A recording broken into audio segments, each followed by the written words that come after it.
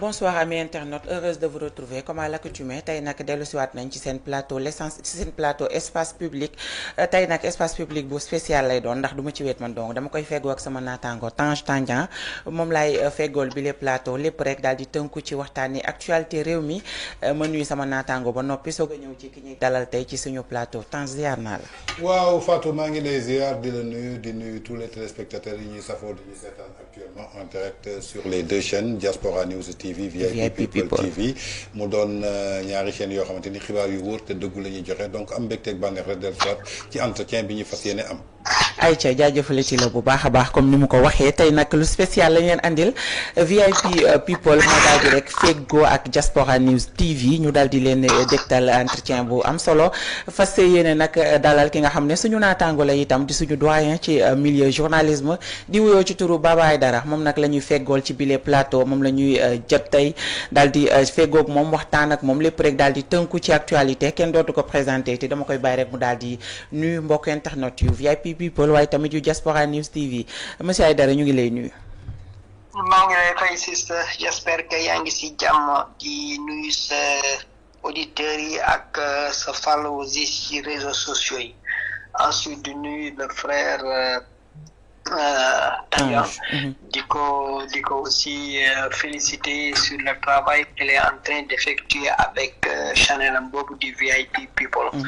Vraiment c'est un plaisir aussi d'échanger avec lui ci plateau bi. Aïcha waxtaan bi yëpp nag Tange dafay daal di tënku rek ci actualité mën nañu ko rek daal di tàmbalee ak l'actualité la plus récente wala boog l'actualité bi nga xam ne jamono ji moo lëmbee réew mi di le cas Badara Gadiaga bi nga xam ne nag daal di nañ koy placer sous mandat de dépôt léegi fi procureur jaaroon rek la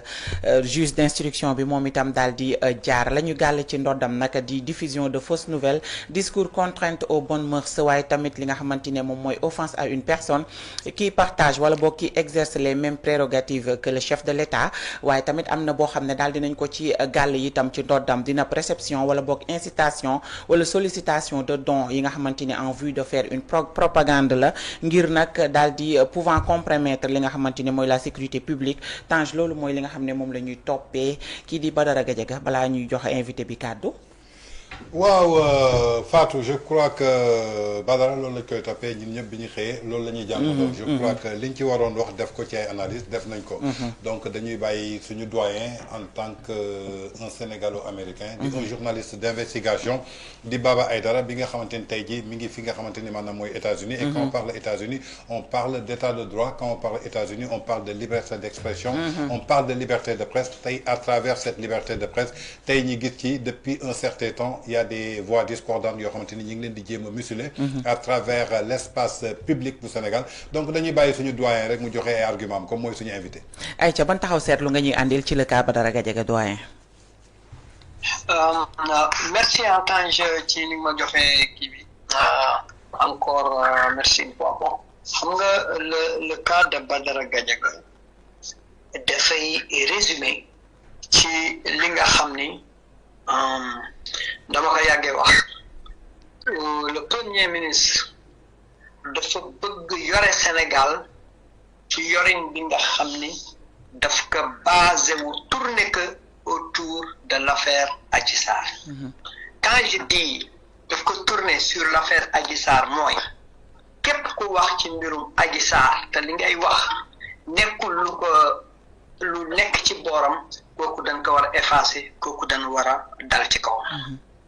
et du coup la gestion du pays daf la fa bëgg yor autour de l'affaire Adji Sarr képp ku mosoon génn ci mbedd mi di ko xeexal képp ki nga xam ne dem nga ci plateau yi di ko xeexal yow yaa war a am nomination yi yaa war a occuper poste yi et malheureusement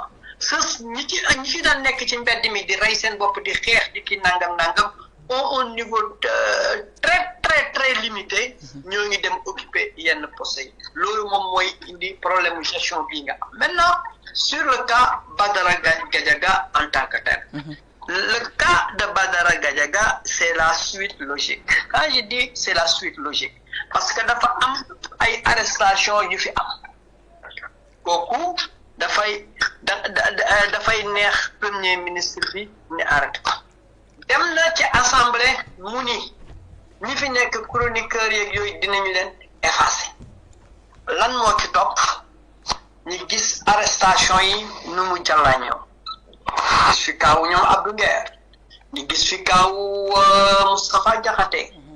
Bachir Fofana ni indi léegi mbirum Badara Gadiaga ce qui fait mal mooy toujours dañ lay arrêté ci benn fait bu ñu xamee ni fait bii du lu taxaw ni dafa ndàkk ni wut luñ ciy yokk pour mën ko corser ko pour mën am lu ñu mën teg ci table bi ndax ki indi wax ji ci émission bi kooku entendre nañ ko te pourtant bàyyi nañ ko mu dem te moom moo indi wax ji beaucoup plus grave premier ministre bi daf ko félicité muy Amadou Ba ni nga wax noonu la mais le répondant comme dafa jël le contre-pied et non seulement mais même plus même pas le contre-pied confirmé c'est-à-dire que gën a détaillé li nga xam ni moom la spécialiste de droit du PASTEF wax c'est pas n'importe qui c'est un membre du bureau politique c'est un député à l'Assemblée nationale c'est un proche du premier ministre proche du pouvoir moom moo expliqué nit ñi ca la nga xam ni mooy daan bi am wax na ni ndaw si moom salon bi dañ ko condamné ni proxénète maanaam ki nga xam ni dafa ubbi ab place xale yi jigéen ñi ñëw di fa jaay seen bopp wala góor guy ñëw tamit di jaay sa bopp client bu góor mën na fa ñëw comme client bu jigéen mën na fa ñëw loolu la député bi expliqué donc comme lii boobu député bi considéré wu ko ba muy expliqué daan bi nga xam ne moom la justice moo wax loolu justice moo ko daan mënu koy expliqué kon nag lii bi noonu lañ ko qualifié kon ka fay liggéeyee da ngay jaay sa bopp ka fay dugg yow ab client nga loolu c'est-à-dire que ni dafa leer soxlawul explication bu bare soxlawul xam-xam bu bare maintenant kii wax na que kon de confirmé nga ni li nga xam ni moom nañu wax mooy li am beaucoup plus grave quelques semaines avant kooku ni wax proxénète la dafa génn mu ni Sénégal maa ko yor sama loxo rax ci dolli mooy tey bu ma soxla woon Bassirou Diomaye Faye léegi pour mu jox ma 40 millions xaw ma somme bu mu wax bi dina ko jox mais quelles sont les relations entre celle qui a été condamnée comme proxénète bonne relation la am avec la première institution de ce pays muy le président de la République ki nga xam ni musul dem foofu kon kenn mënu ko considérer client fi ki nga xam ni xamul foofu kon kenn mënu ko considérer client ki nga xam ni moom ci boppam nanguwul woon ni sax kii jiim ki tegoon na fa tànk kon ban relation ñoom ñaar nañuy am donc le président de la République arrivé à une telle station am na benn niveau d'information bu Tange Tandian amul am na benn niveau d'information yow bi nga amul am na niveau d'information bi xam ne ñun ñii le citoyen bi amuñu ko donc lan le président nañ ko wan parce que attention il faut être clair quand le président arrive il y a les renseignements il y a les documents il y a les vidéos il y a les photos des informations solides pas seulement sur Sweet Beauté je parle des renseignements sur l'ensemble du territoire c'est-à-dire que le président doit être informé loolu moo tax président de la République di am conseil di toog ak ay généraux di dajeek ñoom maintenant arrivé à la présidence est-ce que le président maintenant détient des informations palpables sous ses mains ou sous ses yeux jusqu'à ce que maintenant il devient maintenant en quelque sorte prisonnier d'une dame qualifiée de proxénète. Attention parce que l'affaire Badara Gadiaga dootul yam rek ci tooñ liberté d'expression mais fu mu nekk ni c'est une menace à la démocratie c'est une menace à la liberté d'expression gis nga liberté ci Sénégal ci jamono Idi Amin nañu tollool di tëj nit ñi ci opinion ñoom. surtout dañuy bàyyi ñii yóbbu ñii. loolu c'est un problème dans ce pays-là et je crois que ni tey jii avec la sortie du président pour ki nga xam ne ndem ni li muy wax du dëgg dafay tooñ wala jàngul wala nangam mu dem ba jusqu'à ce que le premier ministre di def une rencontre avec la presse mais waa ji bu jàngoon kon musiba am. bu jàngoon musiba am bu la nit ki di jàngul bu la nit ki di xamul dara te loolu ay jiñ la rek amul daay ay jiñ la comme ni mu ko waxee da ngeen ma jiiñ kii dañ ko condamné deux choses différentes yéen da ngeen ma jiiñ waaye kii dañ ko condamné kon tey jii bu ñuy teg dara ci loxo lanu condamné na ñuy tax parce que li ñu jiiñ ba léegi kenn mënul wax ni lii am na wala amul ab jiiñ la juge bi rek moo ñuy wax am na wala amul mais malheureusement tey jii li am ni dafay fausser même avec l'arrestation des Bachir nga doxante ci ak ñoom Abou Nguer dafay indi fausser la première déclaration du président de la République arrivé au pouvoir lan la waxoon dafa ni woon les lanceurs d'alerte dañ leen di protéger loolu kaddu la bi nga xam ni c'est la première institution qui parle waxu njiitum réew du waxu bopp koñ du wér la dañ ciy taxaw dafa nekk garantie boo yëkkati yóbbu ci banque lebal la signature am dafay nekk garantie boo yóbbu ci banque lebal la taxawaayam da ngay lu ñuy taxawaay la bi ñuy yóbbu ci banque en confiance yow lebal la c'est pas n'importe qui lu mu représenté mu rëy dañ ko jox juróomi at ci sunu àdduna mais tey jii xëy na peut-être dinañ ci ñëw avec la sortie du premier ministre li mu ko wax li mu loolu indi tey jii benn problème donc le cas de Badara Gadiaga tey jii dafay delloo le Sénégal à l'époque de Idi Amin. waaw grand Baba juste pour rebondir par rapport à ta question soulever nga ko nee nga le cas de Badara Gadiaga résumé nga ko sur le cas Adji Sarr mais à quand pourquoi à chaque fois que le nom de Adji Sarr ñu dégg ko ci procès rek dafay indi maanaam benn scandale wala bouleversement au sommet de l'État la première fois en 2021 14 morts moo ci am la suite s'est poursuivie avec 83 morts ak ay arrestations yu dul jeex aujourd'hui ce même parti au pouvoir le cas Adji Sarr continue toujours à soulever benn polémique est-ce que amul benn anguille sous roche sur le cas Adji Sarr Sweet Beauty.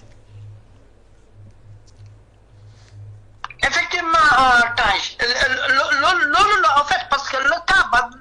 Adji Sarr maintenant ça devient de plus en plus sérieux jugé nañ ko li ki jugement bi wax leer na waroon na wuy jiwul condamné nañ ko luñ ko condamné mais le malheur est que ci plateau bi indi tey jii coow li nitu pouvoir bi moo koy indi moom moo indi wax jooju dina expliquer loolu mooy lan donc kaw Adji Sarr donc c'est comme benn épine bu nekk ci seen suufu tànk bi nga xam ni ba léegi xamaguñu nun koy buddee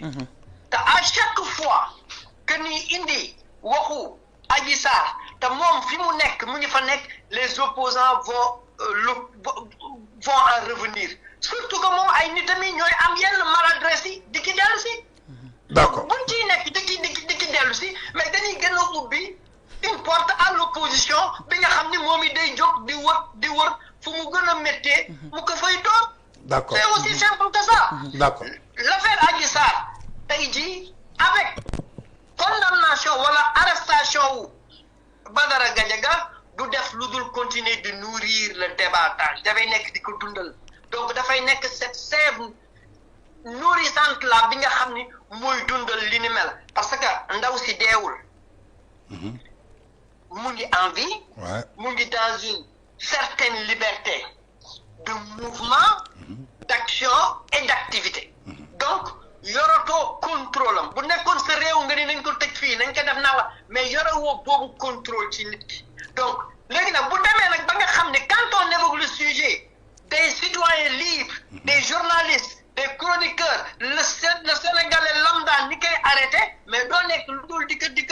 ko dundal donc lan moo nekk au fait sur ce cas de Adji Sarr ba ku ci laal ni dal sa kaw ba mu tax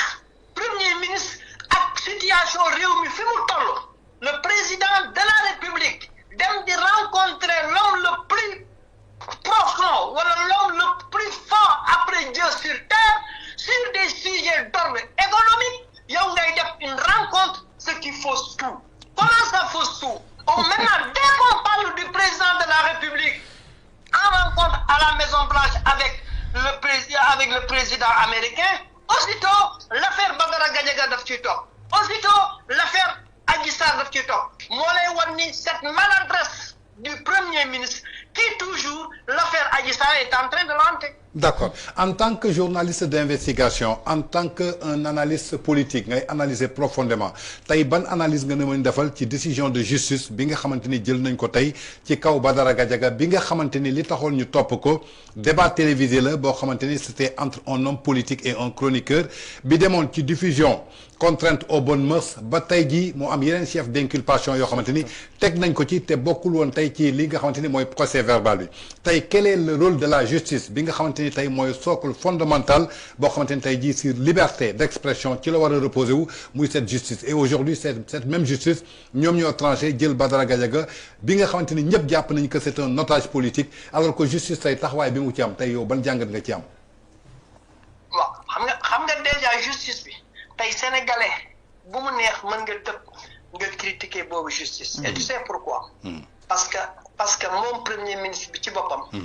moom moo xas ñuy incarner boobu justice. moom premier ministre moo njëkk xas ñuy incarner boobu justice kon cela veut dire que ni justice boobu ba léegi mën nañ ko di manipuler même ci biir waxam sax wax na faiblesse bi nekk bi ci biir justice bi. moom ci boppam nee na man bu ma waxee wala nit ñi lu leen neex ni wax ma day jàll mais président bu ko waxee mu joxe ordre ne arrêté kon ça veut dire que ni le président est là en train de donner des ordres à la justice. te ñoom du loolu nañu prôné waxuma sax bi nu nekkee ci opposition wala yooyu. mais bi ñu yegg ci nguur gi mu nekk kàddu nguur loolu nañ doon yëkkati. di ko wax kon gis nga déjà foofu ça pose problème bu dee léegi justice boobu ci boppam ki kay censé défendre. ki kay censé encadrer kooku moo ci xam moo njëkk wax justice bi dañ koy manipuler ça c'est une accusation grave ci ku mu jógee muy le premier ministre. te tey jii li am ci Badara Gadiaga daf ko mandargal ndax téye nañu nit bi nu clameur bi jógee ni ngi ni non lii nag wax dëgg yàlla doy na waar ñu ni kon dana gauche trop ñu woo Badara Gadiaga te woowu na Amadou Ba. ñu indi Amadou Ba ni wax ak Amadou Ba temps bu mu fa def mu néew mu daal di dem kii ñëw ni téye ko mais kon cette justice là li premier ministre bi di wax lii takki topp ni dafay doon li nga xam ni mën nañu wax ni kon premier ministre bi wax na dëgg kon li fi nekkoon jógu fi est-ce que kon li fi nekkoon moo tax ñoom ñu fal leen je ne pense pas ndax bu fekkoon ni li fi nekkoon neexoon na Sénégal yi kon ñoom kenn du leen fal ndax dafa bokkoon ci point yu majeur yi nga xam ni ñoom dañ ko tegoon di ko dénoncer pour que Sénégal mën a soppeeku ci anam yi nga xam ni moom nañu yaakaar maintenant c'est vraiment décevant de voir que ni des gens yi nga xam ni jàng nañu bi jàng xewee ñu opté pour waat nekk des juristes tey jii ni bàyyi ñu leen di bëgg a manipuler nii c'est décevant pour cette république là parce que ñun ñëpp Tange man bu ma tooñee ci kenn rek laa yaakaar mu faj ko mooy justice yow bu la tooñee ci kenn rek nga yaakaar mu faj ko muy justice gis nga même implication yu ma am yi dafay dem d'ordre économique sur même les investisseurs quand un investisseur veut venir dans un pays xam nga lu muy njëkk a def cabinet yi ni ngi foofu Dakar j'en sais quelque chose parce que plusieurs cabinets boole naa leen avec des investisseurs américains mais lu ñuy njëkk a def mooy dañuy njëkk gëstu nan la justice bi tëddee foofu parce que du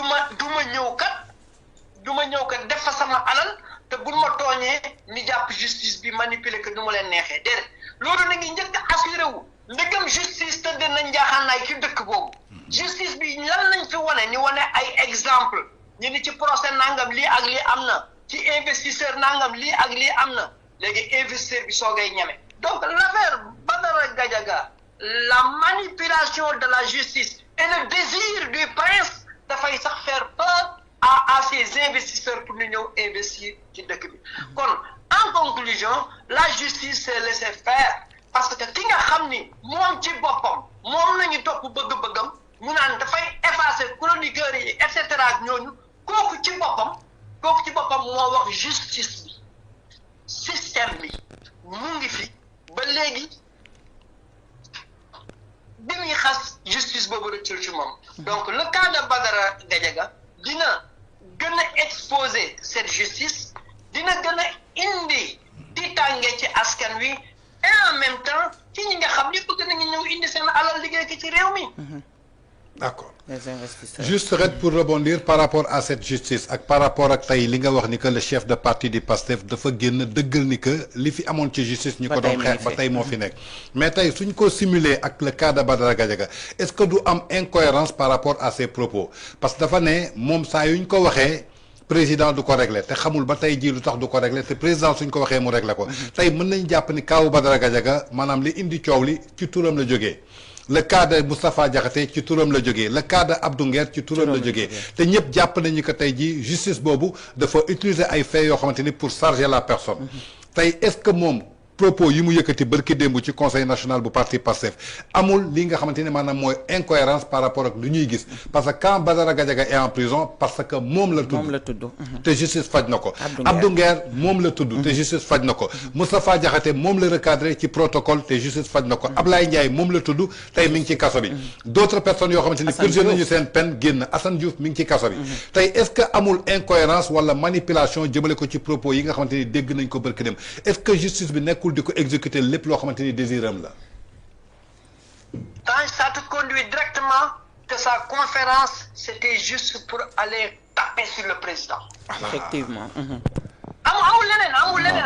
c'était juste pour aller taper sur le président parce que am na lu nekk ci biir xol bi il fallait que mu génne ko mais nag les véritables raisons lu tax mu def lii ba léegi waxagu ko ci kanam nag dina gën a leer. parce que je ne pense pas que ci détails yooyu ak nguur lu muy jàkkaarloo tool nguur ak mbir yi nu ñuy baree ci loxoom je crois que ni yooyu détails ay lu tuuti la li nga xam ne warul mëne lii kon cette conférence là moom la mu wax ñun ñëpp le constat est là gis nañ ni ñi fi arrêté ñëpp moom moomu moo tax ñu arrêté leen kon donc sorteem bi c'était pas pour dénoncer comme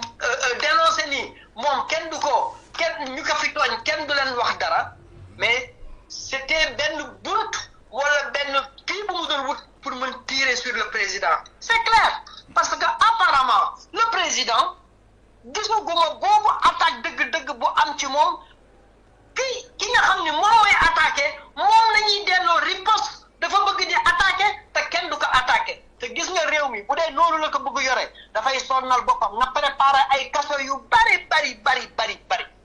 yu bari ndax amul kenn ku mu fiy wax te du ko tontu te amul sénégalais bu fi yeewul tamit nga ni ko tëjal sa làmmiñ bul wax ci réew mi ni muy doxee kooku moom boobu nit yàlla sàkkagul yaayam ba di ko sàkk waaw donc fii l'objectif est clair bëggoon na benn plateforme bëggoon na benn bunt bu mu mooy bëgg décharger wu sur le président de la République décharger wu na ci moom jusqu'à parler de manque d'autorité dans ce pays. Qui incarne l'autorité dans ce pays-là? C'est la question que je te renvoie. Le président. C'est le président de la République d'autant plus que nee na sax autorité moom manqué ci réew mi Sénégal dafa manqué autorité est-ce à dire que ni ki nga xamante ne moom la Sénégalais yi tànn teg ko ci bopp réew mi il n'est pas à la hauteur. waaw xam nga loolu wax jooju lu tax mu garaaw ki ko wax c'est pas n'importe qui. ki ko wax c'est le premier ministre du Sénégal waaw dafa am yu bare yi nga xam ne daf ka dagale ci biir waxam dafa am yu bare yi nga xam ne daf ka dagale ci biir waxam te loolu dafa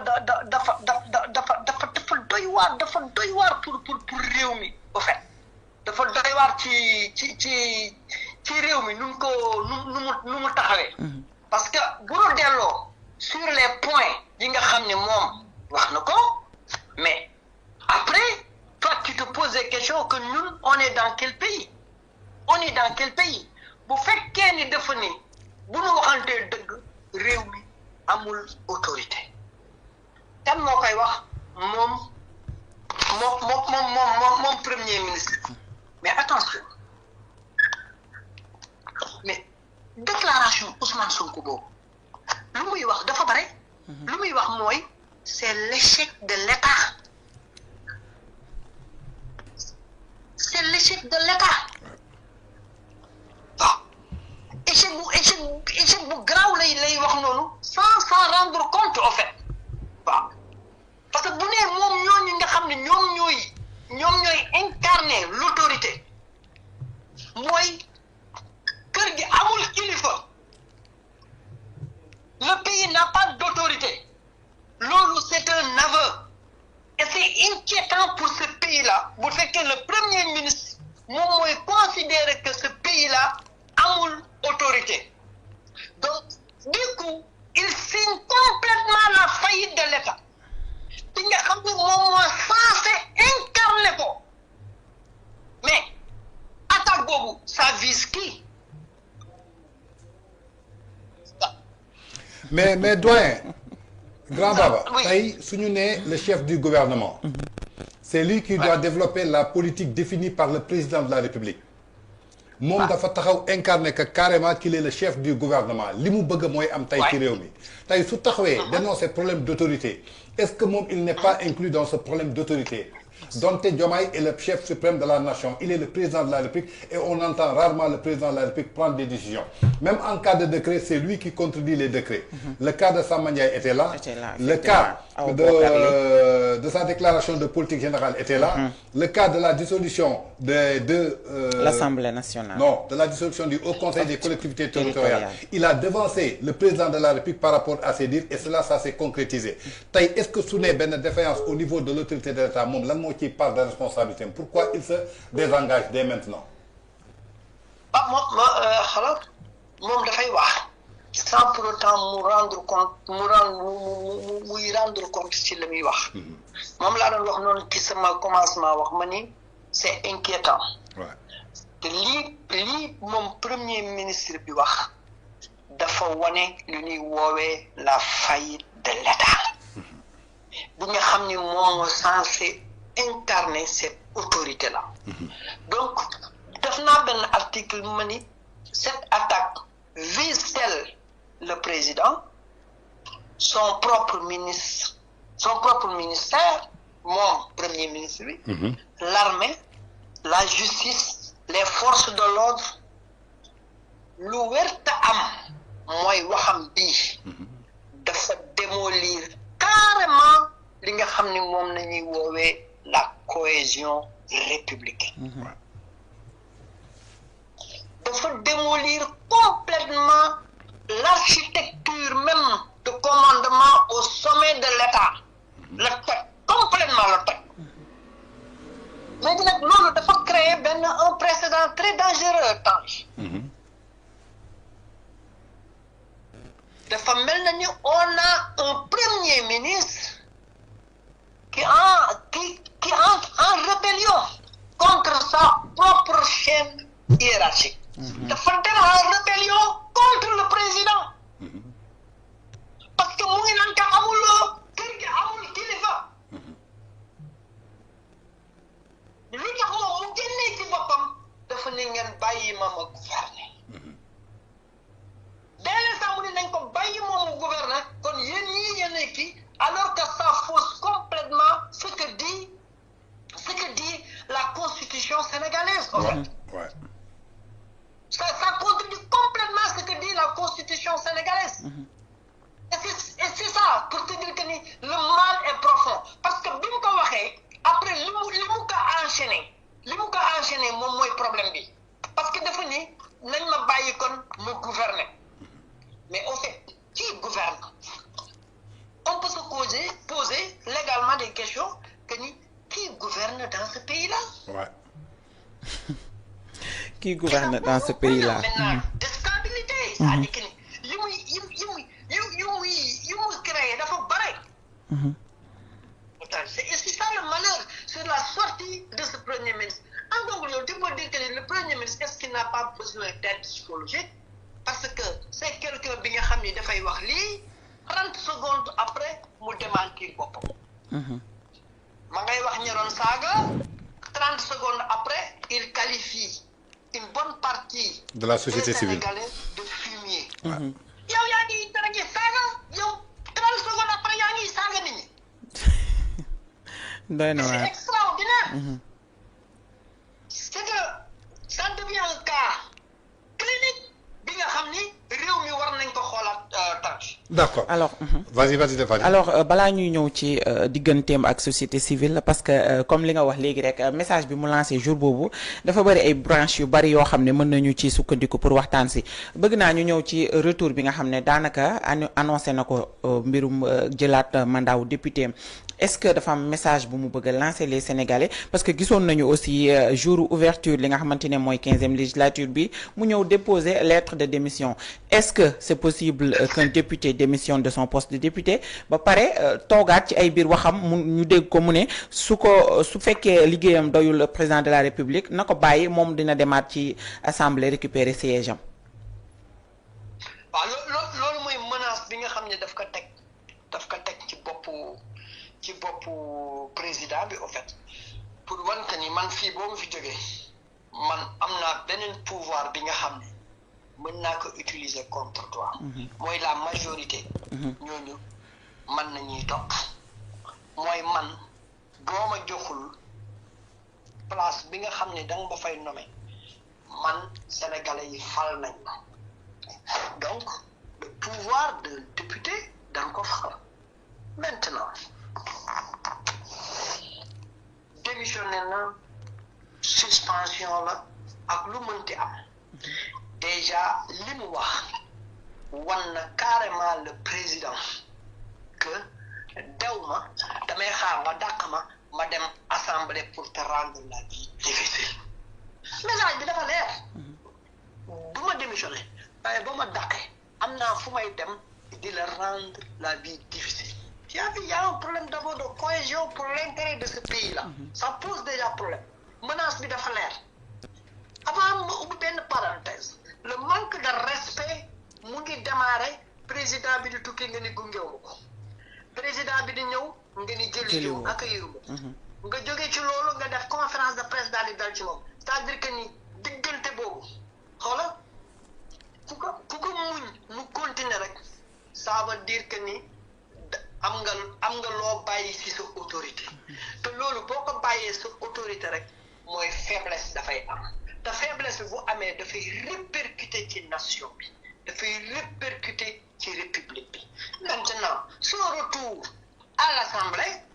étant député bu démissionné wala démissionné bu suspendre je crois que ni les textes de l'Assemblée wax nañ ci même bu fekkee ni dafay dellu ci condition yooyu ndax dañ ko éliroon comme député mais il y a un autre cas qui se pose devant lui. Sa condamnation loolu gën a tax mu mer ba di xas suñu juriste yi mooy rabat d'arrêt bi effectivement donc sa condamnation qui est maintenant définitive il y a ce qu'on appelle le cas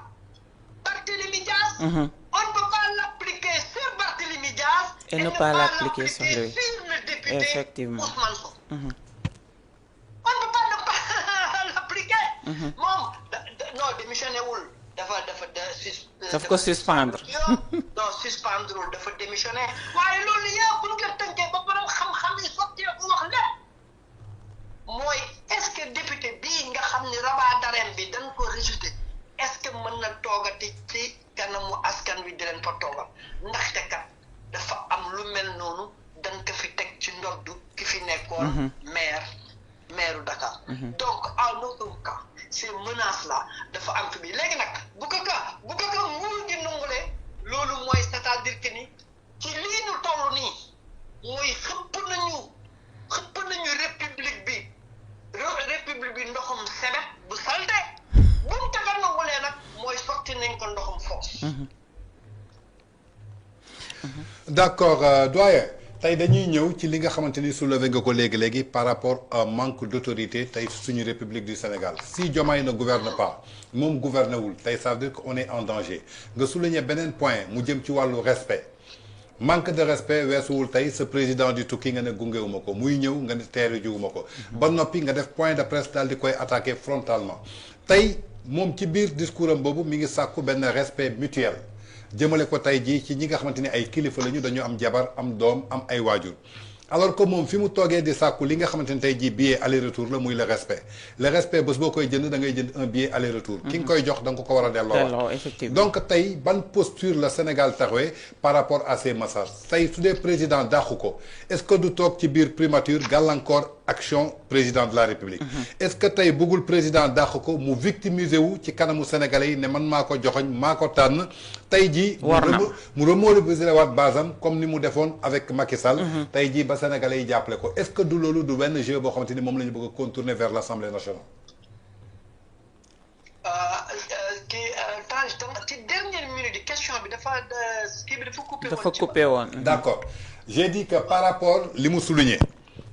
ci question d'autorité on n'a pas d'autorité aujourd'hui donc le président ne gouverne pas moom gouvernewul c'est un danger massif.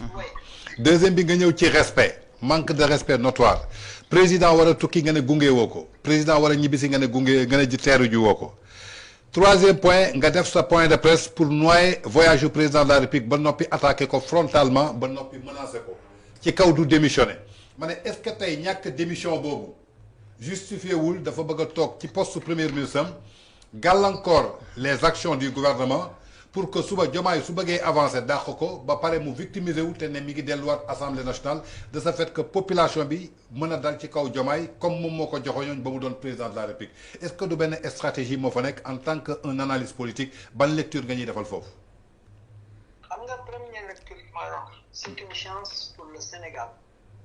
Diomaye sauver cette république là. Tange amul benn instant xalaatal sur les premiers ministres de Abdou Diouf ndax ñun jamono yooyu nañu fekkee sur les premiers ministres de Abdou Diouf de Moustapha Niasse à Habib Dia sur les premiers ministres de Wade de Mame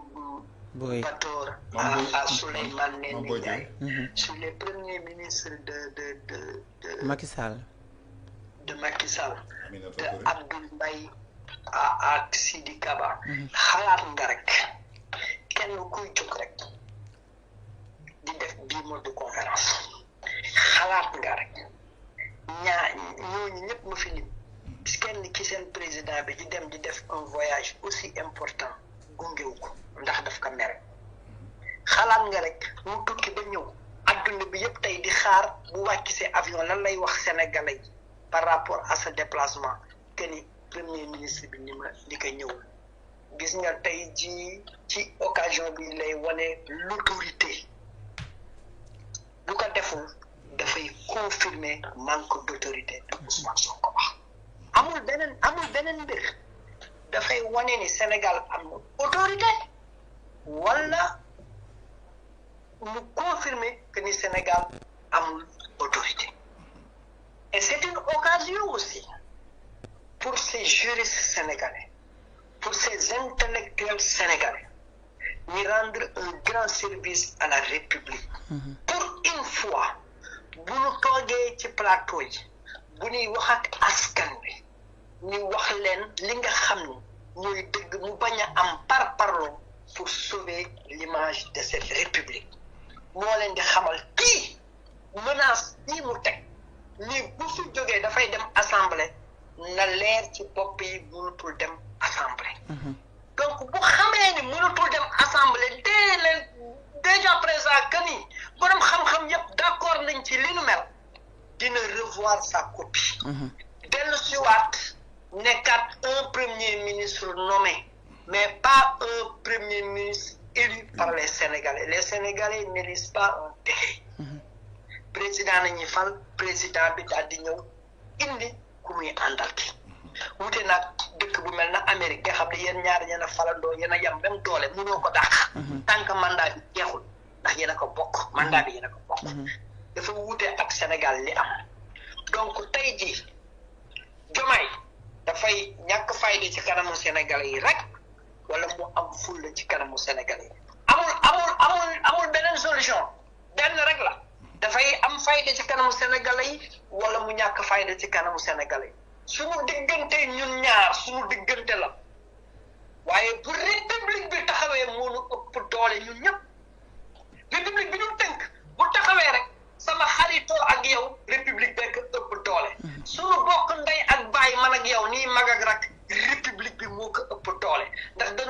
place république bi donc occasion la tey jii suñu intellectuel yi une bonne fois suñu juriste yi ni toog ni wax lu leer ndax le cas de Barthélémy Dias nit lu mu gàtt xam-xam gis na ko kon nag tey jii nekk na occasion bi nga xam ne dañuy rétablir une certaine vérité pour donner la chance à ce gouvernement bi nga xamee dese na ka ñetti at ba ñeenti at pour que ni mën a yor Sénégal ci yorin bi nga xam ni du nasax conséquence loolu en fait parce que yaa ngi jëm ci ñetti at ñeenti at yi nga xam ne bu ñu deful nag dañuy am njiit bu nasax moom musiba la kon ñun ñëpp dañu war a def le tout mu nekk suñu bataille que suñu njiit bi lépp lu koy nasaxal ak ku mu mënti doon ak loo mënti doon ak foo cosaanoo foo mënti jógee ni bañ ko c'est pour sauver l'image de la République cette menace Tange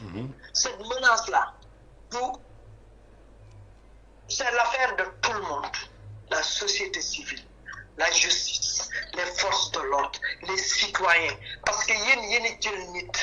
ni que juróomi at yaay signé pour nous Ousmane a choisi un candidat alors que les Sénégalais ont élu un président c'est différent Ouais. Il n'a pas choisi un président hein? Il a choisi un candidat. Il a choisi un candidat après Sénégalais yi ñoo déterminé ni candidat bi moom la ñu àndal les 54% de Sénégalais ñi nga xam ne ñoo nekk ci biir liste électorale bi ñoom 54% yi ñoo ni ñu ne candidat bi ñu tegal moonu gënal yeneen candidat yi ñu teg ñaari affaire yu wuti la il ne nous a pas donné un président il nous a présenté un candidat Sénégalais yi ñoom ñoo choisir njiitum réew boobule donc bu ñu am bor bu ñu amante c'est au niveau de leur parti mais dès qu'on arrive au palais c'est différent ce n'est plus une question de parti li nga mandargal mooy keroog bi mu yegg see palais jël langue dafa démissionner ci parti bi il ne raisonne plus en parti mais il raisonne en tant que républicain en république entre guillemets.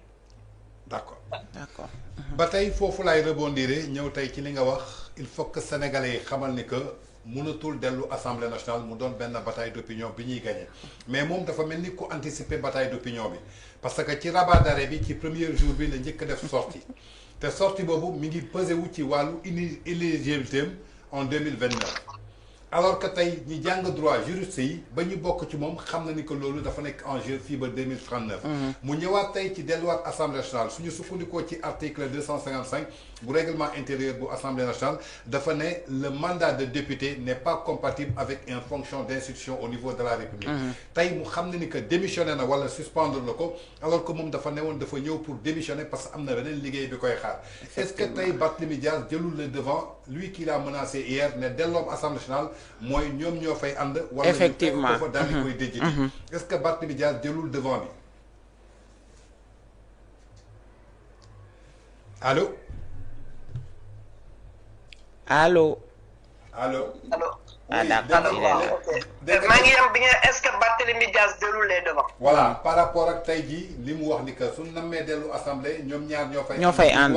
wala sénégalais ñëw fekk ko fa déjjiti ko alors que moom tey day jouer ci benn bataille d'opinion que mën na dellu foofu assemblée nationale alors que tey texte yi ni mu tëggoo ci condamnation définitive mayu ko ko rabat d'arrêt bi aussi dafa jouer ci li nga xamante ni maanaam mooy candidature en 2029 parce que la condamnation a été définitive et le conseil constitutionnel va tenir compte de cette condamnation définitive. waaw xam nga Tange gis naa ak fii angle bi nga demee ak fi nga xam ne waxee na ko ci kanamu micro yi ni dafa ñëwoon pour présenter démission bul jàpp ci waxam parce que déggul tubaab quoi déggul tubaab xam nga. waaw mën na jaawle démission ak suspendre. xamul quoi donc bul basé wu ci li mu wax noonu ci micro bi dama ñëw pour présenter sama dé parce que déggul tubaab. lan mooy démission ak lan mooy suspendre xam nga ko quoi donc loolu da nga ko koy jéggal. léegi lan la keroog ban forme la jël mu remplir yan expression la jël biñ koy bind ci kayit bi loolu moom moo am solo. ok waaye loolu yëpp buñ ko tënkee ba pare mais dafa am lu ñuy woowee jurisprudence ndax dafa daloon député na moom lan moo taxoon kon moom muy dem di dem defi rabat d'arrêt bi de d'autant plus que ni dara mënatu ko tere. pour mu bokk élection comme dara mënul tere pour ñu fal ko moom rabat d'arrêt bi kon lan la gi doon wuti lan la doon wuti foofu te bu ñu koy def di suuf digga kii loolu la doon wut pour que dara du ko écarté ni mën ko fal. dafa am lu ko bloqué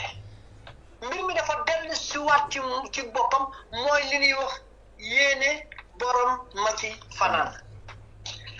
lanu yéene woon Barthélémy Dias tey jii moom mooy ñëw nekk taxaw ci kanamam nekk benn boule de neige bi nga xam ne duñ ko mën a pénétrer en bon politicien Barthélémy Dias ñëw na pour fàttali Sénégalais yi son cas c'est pas parce que Barthélémy Dias veut retourner à l'Assemblée mais c'est pour leur dire que ni moom mënul dellu Assemblée ndax li ko bukki bu ko mat bukki boobu moom moo mat Ousmane Sonko et beaucoup plus grave moom daf koy empêcher mu bokk ci élection 2029 voilà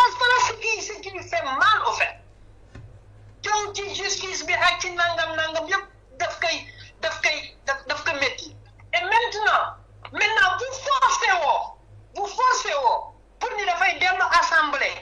ñu nangul ko te xaw ma nan ban alchimie nañuy utiliser pour nangul ko ils vont créer maintenant un monstre dans les rues de Dakar en l'occurrence Barthélémy Dias instabilité boobu soxlawoo ko ci réew mi instabilité boobu Diomaye Faye soxlawoo affaire bi comme ay conséquences yu large ay conséquences yu large lay am parce que boo ko indee rek tu es en train de créer un rebelle parce que mënuloo ko teg lii ay weer dal ci kawam yow loolu dal sa kaw nga ne yow kenn du la ko teg yow yaay kan ban sant nga fi sant bu fi Sénégalais santul ban ngor di judd nga fi judd bu fi Sénégalais juddul ban xam-xam nga fi génne bu fi Sénégalais génnul ba yow ni lay nangul lii te duñ ko nangul il est député dañ ko fal comme yow ni nga nekkee woon député ni fal la yaa xam da nga démissionné woon da nga suspendre parce que on ne se passe pas toujours ci li ngay wax parce que dañ lay nangul ni les mots ont leur pesanteur te xamuloo la définition réellement de ces mots que tu prononces à longueur. d'accord bëgg naa doyen ñu ñëw tuuti ci diggante Ousmane Sonko ak la société civile aussi dégg nga ko mu ne dinañu créer loi boo xam ne dafay empêcher li nga xamante ne mooy les acteurs de la société civile ngir ñu jot ay financement yoo xam ne dafay jugee à l'étranger ndax guerre bi nga xamante ne mu ngi koy déclarer à la société civile lu bénéfique la ci moom wala déet. xam nga non seulement dafa njëkk wan Sénégalais yi ci déclaration boobu que ni moom daan na def lu illégal moom ci xam mu reconnaître ni daan na def lu dul yoon. lu mu reconnaître daan na def lu dul yoon yéen ñaata yoon ngeen daan dégg fi Kopar Express. bari na. ñaata yoon ngeen daan dégg Kopar Express. bari na. léegi nag boo jógee ci loolu moom il n'avait pas été payé par Oxfam. sur une conférence bi mu def. organisation yooyu nooy financer société civile moom dañ ko jëloon mu dem defi conférence Oxfam def na ko avec beaucoup d'organisations au Sénégal moom bosam ñi def ko avec des millions mais léegi conséquences yu muy amee lan la société civile boobu muy wax ñi nga xam ne ñoom ñooy les partenaires du Sénégal mais ñooñu ñoo créé agence yooyu di financer les sociétés civiles à travers le monde. société civile li wax noonu ñi nga xam ne ci ñoom lay dem di sukkandiku ci yenn yi mais ñooñu organisation yooyu noo taxawal yooyu agence di leen dimbale ci àq ak yelleefu doomu aadama mooy ça veut dire que ni man képp kuy taxawal àq ak yelleefu doomu aadama fii ci Sénégal dan la war a tëj waratoo am financement ça veut dire que ni yow waratoo exister donc lay défendre loolu waratul am justice moom dañ koy tegee boobu ndax yow yaa ni wax justice bi moom maa day taal yow yaa ma ko wax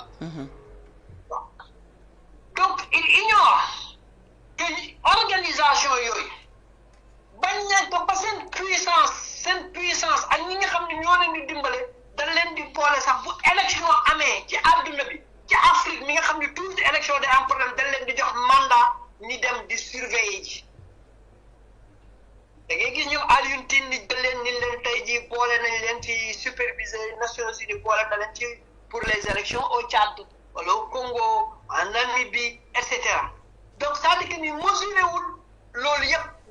mesuré wul loolu yëpp donc et c'est ça le malheur est-ce que tey jii l'opposition sénégalaise du opposé Macky Sall dès son premier mandat est-ce que c'est ba ci deuxième mandat est-ce que tey jii l'opposition sénégalaise bu opposé Abdoulaye Wade de 2000 à 2012 est-ce que opposition boobu arrivé au pouvoir moo war attaquer ñaari entité yi est-ce que opposition boobu arrivé au pouvoir war na attaquer la presse sénégalaise est-ce que opposition boobu une fois arrivé au pouvoir war na attaquer société civile mais ñi daan génn di dénoncer les détentions de Abdoulaye Wade à l'époque de Diouf ñan la c'était la presse et la société civile ñan ñoo doon dénoncer yi fi jàlloon yépp ba yegg ci moom ñan la woon c'est extraordinaire on ne peut pas vouloir quelque chose et en même temps vouloir son contraire c'est pas possible voilà pourquoi je dis que le gars a besoin de quelqu'un ku ko mën a dugal ci biir bopp bi est-ce que tey jii un gars comme Birahim Seck war na wax attaqué par un opposant qui vient d'arriver au pouvoir est-ce que tey Alioune Tine avec tout ce qu'il représente en Afrique est-ce que ce gars-là tey jii quelqu'un qui a combattu Abdou Diouf qui a combattu Abdoulaye Wade qui a combattu Macky Sall mën na di attaquer ces gens-là mais c'est pas possible loolu incohérence la loolu c'est pour nous dire que ni je suis venu pour être un dictateur si vous le permettez maintenant permettre que mooy lan c'est bàyyi que largement mu rendre la vie difficile à cette société civile kooku c'est l'affaire de tous les Sénégalais parce que cette société civile là nekku fi pour boppam mais daf fi nekk pour askan wi et c'est le moment de le dire que société civile bi ban kanam nag la war taxawee pour faire face au monstre.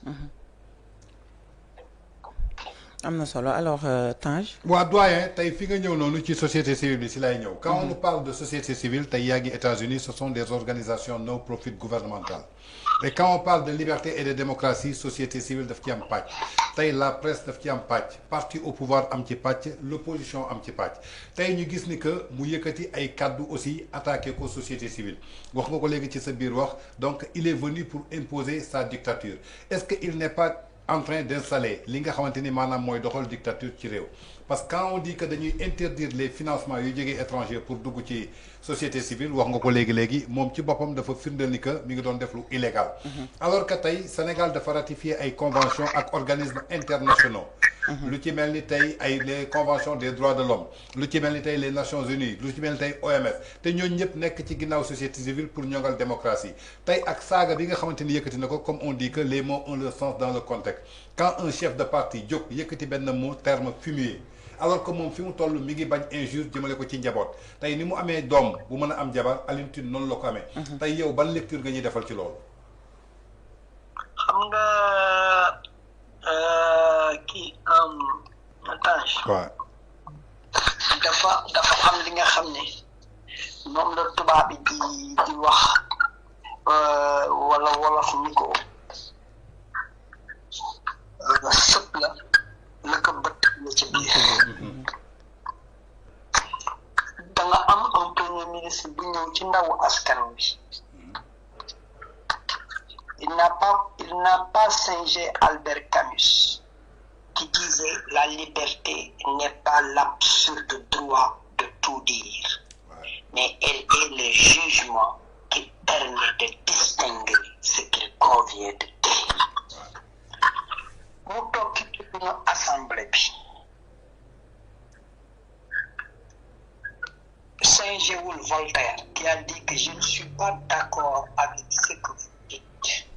mais je me battrai jusqu'à la mort pour que vous ayez le droit de le dire cerveau yooyu am ci àdduna bi yëpp borom xel yu rafet yi yu rafet yooyu yëpp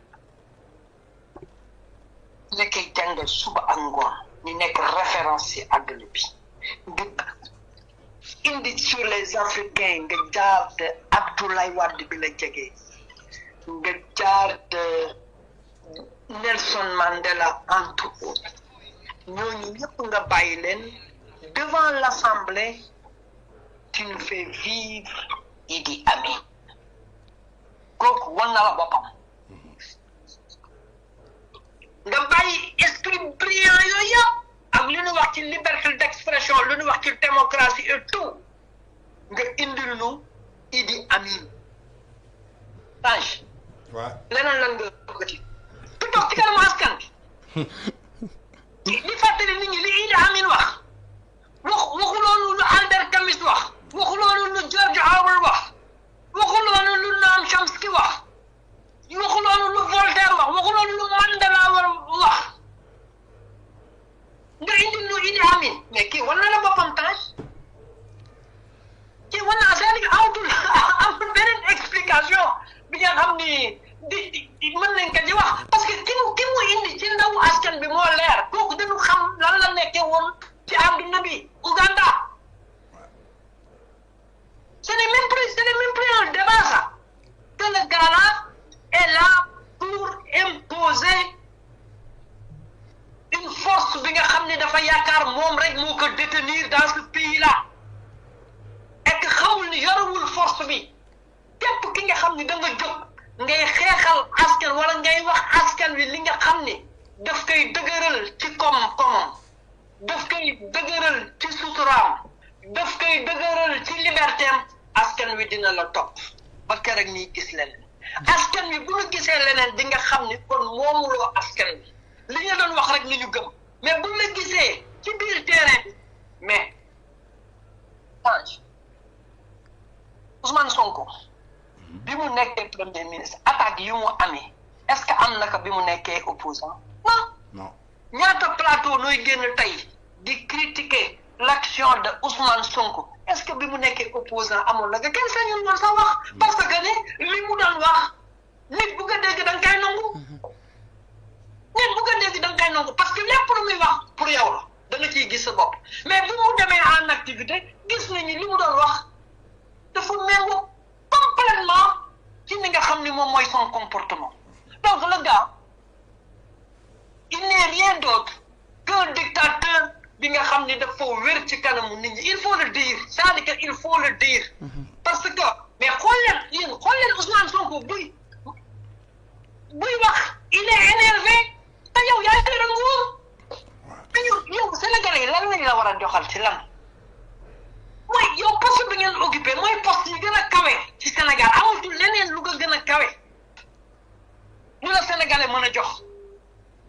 la dem rek nga remplacer yàlla la Sénégalais yi deseel amul leneen mais tey jii li ngay wane mooy doole bi nga xam ne Sénégalais yi ñoo la ko jox en fait il faut pas avoir peur de le dire le gars est parti pour être un dictateur maintenant c'est aux Sénégalais de le refuser au fait donc Tange quelqu'un qui nous parle de Idi Amin wan nañu boppam ba noppi s'il nous parlait du prophète ñu gëm ni xëy na taxawaayu yonent bi la s'il nous parlait de Voltaire ñu xam ni c'est l'idée de Voltaire s'il nous parlait de George Orwell ñu xam ni il parle taxawaay boobu lay taxaw s'il nous parlait des grands démocrates de ce monde-là ñi xam ne ki noonu la taxaw mais dafa ñu indil ki nga xam ne mandarga dictateur yi gën a sanguinaire ci àdduna bi la ñu indil donc y a rien à développer sur ça le gars est un dictateur il faut faire face c'est tout. D'accord tey ñu am occasion jàkkaarloog un journaliste d'investigation bërki démb ñu gis le retour de Cheikh Yérim Seck en tant que aussi journaliste bu junj demander benn question aux journalistes d'investigation jëmale ko tey ci la vrai problème bi nga xamante ne tey jii moo soulevé coow li parce que wax nga ko léegi nga ne saa yooyu wax il est énervé tey mu sukkandiku sur la nomination de Samba Ndiaye la question posée au président et la réponse qu'il a répondu que c'est le premier ministre qui doit répondre à ces actes deuxième bi muy problème bi nga xamante ni am nañ ko ci campagne agricole bi entre le ministre des finances et du budget Cheikh Diba ak li nga xamante ni indi woon na retardu conseil des ministres bi ak l'implication de la deuxième femme du président Bassirou Diomaye Faye dans les sommets de l'État nee na journaliste d'investigation ou bien ñiy def lecture politique mën nañ ci déduire ay conclusions et les Sénégalais attendent ces conclusions comme tey am nañu occasion jàkkaarloog un Baba Aïdara qui est un journaliste d'investigation. waaw xam nga damay ñëw ci fi nga daanalee de l'épouse du président de la République. waaw. gis nga njiit kër Tange kër gu normal sax kër gu toog bu normal jigéen moo koy yor. toutes les familles organisées je parle de toutes les familles organisées day fekk ni yaay am na mainmise ci famille boobu c'est que yàlla moom moo leen ko defal. regarde tous les grands hommes toujours on parle de leurs épouses. Toujours on parle de leurs épouses ci tolérance bi ci aptitude bi ci vigilance bi et tout. Sénégal nag dana am benn habitude bi nga xam ni bés boo joxee sa jabar cër bés boo ko joxee respect ñu ni dafa ragal jabar ci nga xam ne yaa ko doxal yow yaa dem nga choisir ñu takk nga noo koy ragale mais c'est que esprit boobu nañuy demee moi j'aurais peur ñu ni président bi faalewul jabar ji loolu musiba la ci kër asamaan ci réew yi avancé yëpp dañu protéger jigéen dañu nangul jigéen dañu ko déglu c'est-à-dire que dañu ko déglu et tamit je vais te dire une chose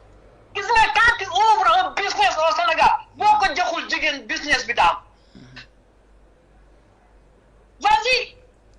vas-y dans les écoles et les universités tey jii jigéen ñi ñoo fa ëpp te ñoom ñooy jël les premières positions boo ko seetloo jigéen ñi dañ leen yar dans la société sénégalaise bi nga xam ne dañ leen yar comme ay manager da ngay gis ni sax taaw yi nekk ci jigéen ci biir kër ñi ci ëpp sax boo leen gisee sëyatuñu dañuy fase duñu yàgg ci sëy tu sais pourquoi parce que dañ leen yar ni nekk leader ci kër ñoom ñi ngi toppatoo fóot bi ñi ngi toppatoo nit ñi sol lu set ñi ngi toppatoo nit ñi lekk lu baax ñi ngi toppatoo nit ñi mën a nekk bu ñu wàccee école ni ñoom ni fekk ni lekk c'est-à-dire que ni dañ leen jox pour ñu uuf njaboot gi noonu nañu defaree jigéen Sénégal pour mu uuf njaboot gi donc bu ñu nee jabaru président dafa am lu mu ci dugg c'est bien que mu am lu mu ci maintenant duggam est-ce que dafa génn mu war a impacter la marche de la République non mais ci kër ak jabar bu communication boobu mënul dem si seen diggante ñoom ñaar mais mari day tànn kon président ñan lay communiquer ak ñun kon président nan lay communiquer ak ay ministre am ak yooyu il faut que ni def li ci nekk ak place am xam nga Diomaye kañ ngeen ko doon xas bu jabaram toogee ni ko Diomaye ndaw si ñuy wax ci xam nga ko mu ni déedéet mu ne ko Diomaye foofu Amadou Ba di woowee benn proxénète moo ko ubbi xam nga fa mu ni ko déedéet nañu fàttali ko kàddu googu jigéen laaj na ko jëkkëram xam nga Adji Sarr xam nga ndaw si mu ni déedéet xam nga place mu ni munuma fa dem ndaw si ak muuroom ak sellam keroog joogi nee na ca la arrêté wax maintenant ce même gars quelques semaines après ñëw ni dem na fa ñëw ni xam nga ndaw si mais kooku est-ce que xam nga góor dëgg-dëgg loolu bu ko dalee ci biir këram lan la war a def dafay dóor boppam bal ci bopp et voilà pourquoi des gens dignes comme Dominique Strauss-Kahn l'un des meilleurs économistes de ce monde-là a disparu et voilà pourquoi celui qui était parti pour remplacer Obama le démocrate gouverneur de New York tout puissant gouverneur de New York a disparu. D'autres sont allés encore beaucoup plus loin de nous rey seen bopp ñu xaru. Voilà des hommes. De ñooñu nit. Donc si tu as un cas comme ça bu jàkkaarloo noonu ak njabootam ak la mu wax mu dellu ci wax moo tax toujours je dis que ni man si on parle de ce cas-là damay rabattre toujours ci ndaw si la mu wax. Ndaw si xam nga ko tontu wi déedéet place ba xam nga fa tontu wi di déedéet kooku bu ma ko sama jabar defaroon dootuma teg bët ci ko suuf ba ma naan maa ngi taxaw ci kanamu Sénégalais naan leen jox leen ma mu jiite leen c'est pas possible c'est-à-dire que ni donc Tange Ouais. Ousmane son problème mooy Ousmane dafa soxla borom xam-xam buy wàcc nit ci dangaram mu dimbale ko sinon loolu bu amul xoola de bêtise en bêtise lay dem. D'accord. c'est-à-dire que du génn ci ay bêtises Mariam Faye lu nekk accusé woon nañ ko fi. lu nekk accusé woon nañ ko fi. donc c'est au tour de Absa Faye xaw ma Absa Faye. la tudd xaw ma. Absa. Faye la sant na si. Ouais. c'est au tour de Absa. dina dégg lu nekk. En tout cas jusqu'à ce jour amul fenn fu mu déggee Absa fu mu laajee borom këram ndegam xam nga suy boote mu ni ko déedéet wala ndegam mës nga fa dem mu ni déedéet loolu moom lu am la kon nañu bàyyi des accusations gratuites et pour protéger cette république là bu nu nangu ces gens là bëgg tourner mbir mi pour nous mettre en mal avec celui ki nga xam ni moom moo nekk en charge de notre destinée pendant 5 ans. toujours bu la bëggee ñàkkal fayda dafa ragal jabar ji moo koy wax nangam tey jii góor gu respecté wul jabaram sa kër tas na kooku xoolal bul sax sonn toutes les familles stables au Sénégal dañu jox jigéen cëram dañu jox yaay man de sama yaay ma yàlla te sama baay ngi foofu. bu xëyee xamul jàngi naa wala jàngiwuma ki jàngiwul woon ci école musul dal école moo doon toppatoo loolu en tout cas Tange moi je te dis tout de suite man Baba Aïda man bu sama salaire yokkoo suma jabar moom koy yëgal ma jabar moo naa ma xanaa seen salaire da nga am prime wala salaire da nga ko yokk du ma tëdd guddi di xalaat suba dama war a joxe dépense wala dama war a fay ndox wala dama war a fay courant parce que def naa de telle sorte que ni coono googu dama ko teggi sama bopp xam naa daal maa ngi ak sama carte bancaire sama oto sama biir poche heure bi ma soxla carburant dinaa ko def bu bëggee dem restaurant dinaa parce que wóor na ma ni dinaa ko fekk parce que xam naa ni li koy sàmm ça représente une mère. arrêtez que ni Sénégal ces gens-là bu ñu bëggee attaquer nit ñi jabaram moo koy manipuler loolu moo waral ni violer jigéen di ko def lu nekk di ko toroxal. nit ñi di ko accepté parce que dañu dem ba nga xam ni dañu digal ni nit pour ñu ñàkkal ko fayda dañuy wax jigéen moo ko jiite. jabaru Diomaye Faye du moom moo àndoon ak Ousmane Sonko di def campagne c'était Diomaye et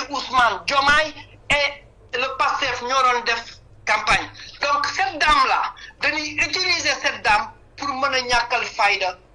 Diomaye. parce que sénégalais noonu lay xalaatee pour ñu bëgg la ñàkkal fayda dafa ragal jabaram nañuy wax heureusement que kon am nañu président au moins qui écoute une mère on a au moins un président qui écoute son épouse gis nga échec dans la vie ñeenti ñii du yéene mu borom kër gi échec papa yaay jabar doom. D'accord. Bon vent à ce couple. Pour des accusations de faux pour mettre en mal avec le président, les gens lucides ne vont pas l'accepter. D'accord, peut-être juste une dernière question de ma part, c'est par rapport à la situation des Sénégalais yi nga xam ne ñu ngi foofu aux États-Unis mënuñu waxtaan ak yow te du ci dugg depuis que bi nga xamante ne kii di njiital réew bu États-Unis jël na yenn ci ay décision ñeel wàllum immigration beeg yooyu ban situation nga ñu mën a décrire foofu bu Sénégalais yi nekkee foofu ci Amérique. tension moom foo ko natt weesu ko. La preuve. Mon ministre des Affaires étrangères dafa ñu woon dafay dajeeg la communauté sénégalaise keroog bi Diomaye Faye delloo ba nu def affiche bi et tout dinaa ko mën a yónnee technicien bi mi ngi ci ñoom ñi am nañ ko am nañ ko. dinaa la ko mën a yónnee. je crois que ni Tange war na ko am ci benn groupe bu nu bokk. si yónnee naa leen ko. am nañ ko. gis nga dafa ni woon dafay tasanteeg Sénégalais. waaye bi nit ñi waxanteeg moom ci suuf xam na ni bés bu dofee ba def boobu rencontre fii ci Amérique yi dootu ko dolli fenn parce que xam na ni dootu ko dolli fenn bu ko defee moom musiba dal ci kaw. ah bon parce que fii ñu énervé nañu nit ñi jaaxle nañu. dafa am ci rencontre bi lu ñuy woowee close door. je crois que def naa ko sama TikTok ak yooyu li nga xam ni Amérique lii moo ko soxal mu tëj leen ci biir néeg bi wax leen lii laa bëgg léegi nag bu nu génnee ci mbedd mi ngeen wax kanamu public bi lan ngeen gis ci man ci lu rafet ngeen wax ko moo tax ku ci nekk géwél am sama mbokk naar bi moom maari day taali dañ ko mujj wax sax noppi xam nga naar moom comme déjà day mën a nettali boo ko joxee occasion pour mu nekk géwél day yomb donc il a fallu que ñu ne que Mahmoud lu tudd xaw ma lu mu tudd président Mauritanie bi ni ko noppi wax ji baral te président moom waxi golf lay wax c'est-à-dire que jox nañ leen benn image bi nga xam ne dañ leen war a diminuer loolu mooy parce que xam nañ ni Trump ku koy nekk di ko féliciter rek la bëgg te Trump dafa deful dara sur le plan international surtout l'Afrique bi nga xam ne war na ay président africain toog di ko gërëm ceci étant dit lan moo am sur l'immigration Trump dañoo am fii ay nit yi nga xam ne ñu ngi ci kaso yi mu doon nigérien yi mu doon gambien yi mu doon nangam ñooñu en général bu ñu ñëwee du ñuy joxe këyit pour wane ni man waa Nigéria la wala waa Gambie la wala yooyu léegi bu ñu contacter seen ambassade yi dañuy wax noo kii xamuñu ko seet nañu suñu kii gisuñu benn référence gisuñu benn kii xamuñu ko donc ñooñu Amérique du xam fu mu leen di yóbbu léegi dañ leen di téye ci biir kaso yi et loolu ça coûte excessivement cher parce que suñu prison yi du comme prison yi nit ki dafay nekk dans de bonnes conditions darabam dinañ ko changer dinañ ko fóot donc arsenal bare moom moo ci topp ñu ni kon mu ñuy def ñi nga xam ne suñu ay xarit nañu ñu mën na nangu loolu donc des pays comme Rwanda ñu ngi en discussion ak yooyu donc li leen Trump proposé du lu bees ça il faut le reconnaître Amérique stratégie la gis nga Yaya Jammeh année bi mu bañee jël Gambien yi dañu def benn loi contre les civil servants c'est-à-dire que les fonctionnaires gambiens le fonctionnaire gambien n'avait plus droit à un visa aux États-Unis sanction boobu la nguuru américaine bi ñu ñëwee nag proposition bi tam ñëw ci Sénégal parce que da ngay xam ni les États-Unis genre proposition yi duñ ko def n'importe qui mais dañ koy def les pays que l'on considère comme des alliés le Sénégal avec sa diplomatie Amérique da ko considéré comme allié des États-Unis et non xaritam comme xarit nii rek déedéet allié la allié moom mooy le rang bi nga xam ni moom la Arabie Saoudite la Grande-Bretagne la France et la plupart des pays de l'Union européenne ñu occupé ci diplomatie Amérique foofu nañu dugal Sénégal donc Sénégal allié woom la kon bi ñu toogee ci table bi ni proposé la yow da nga war a am contre proposition loolu moo lay wan ni ñàkk préparation bi am bi ci rencontre bi c'était pas pour non président Diomaye Donald Trump woon na ko invité na ko non c'est-à-dire que ni qu'est-ce qu'il devait donner comme contre-proposition loolu nag diplomatie moo koy dox Sénégal bi ñu ko defee le gouvernement de Macky Sall dañu toog avec un grand Mankeur Ndiaye ñu toog ñu xalaat parce que da ngeen di fàttaliku Macky Sall est le premier président africain bi nga xam ni Obama da ko invité exclusivement après bi mu gagné élection indi ko moom rek Maison Blanche. C'est pas une invitation comme ni ñu invité ñeenti président déedéet. Il a été reçu à Rose Garden par le président Barack Obama au lendemain bi ñu ko falee. Mais bi nguuru Obama indi loolu teg ko ci table Sénégal xam loolu nañ que ni nos partenaires économiques lu ñuy dugal ci réew mi immigré yi lu ñuy dugal ci réew mi moo ëpp. Donc comme l'Amérique est un allié et que vous avez toujours participé pour la stabilité de ce pays, comme notre premier partenaire économique mooy l'immigration, nos immigrés ñooñu bés boo leen déstabiliser kon yow sa allié bi ci coono la jëm ci toroxte la jëm kon nañu trouver une solution. Si la Obama trouvé benn brèche comme quoi que moom da doon campagne ni day tëj Guantanamo mooy kaso bi daan yóbbu ñi nga xam ni da leen suspecté de terrorisme et autres indi leen Guantanamo. Sénégal ci boppam dem def contre proposition bi ba nga xam ni